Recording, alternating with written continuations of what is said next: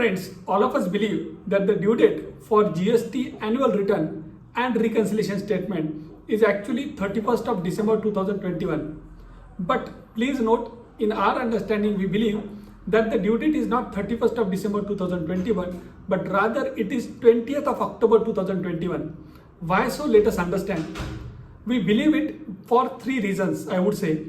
First, if you consider due date to be 31st December 2021, then the biggest risk which all of us are carrying is basically risk of missing any input tax credit which we may not have claimed in financial 2021.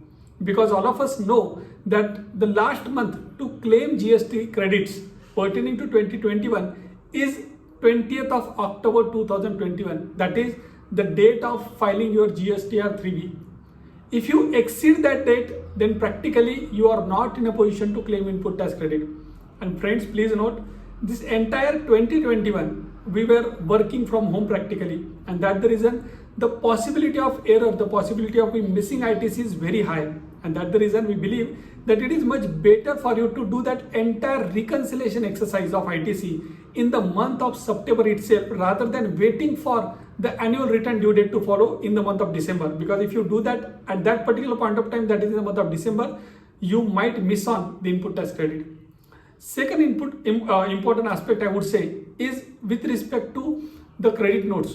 All of us are aware that if there are any credit note to be issued, then the last month to issue that credit note is the September month for financial year 2021.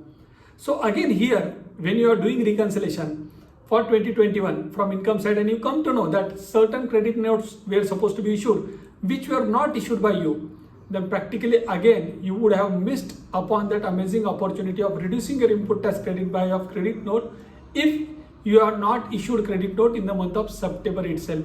That's the reason this becomes second compelling reason for you to carry out that entire annual return exercise, that is the reconciliation exercise, in the month of September itself rather than parking it for the month of December.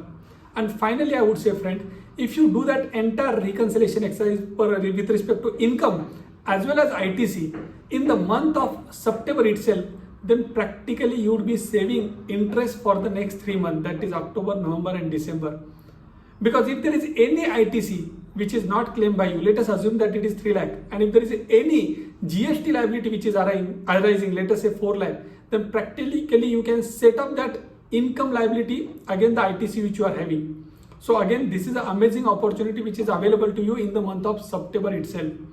And if you don't do that right now, and if in the month of December you come to know that okay, there was some GST liability which I did not discharge, then practically you are pushing your interest trigger for the next 3 months. That is, by a quarter of a year, you will increase your interest liability. So why to do that? And that's the reason, friend, we believe that instead of considering the annual return and the reconciliation related due date to be 31st of December 2021, it is much better for us to assume that it is 20th of October 2021 and do that entire reconciliation exercise right now itself, that is in the month of September.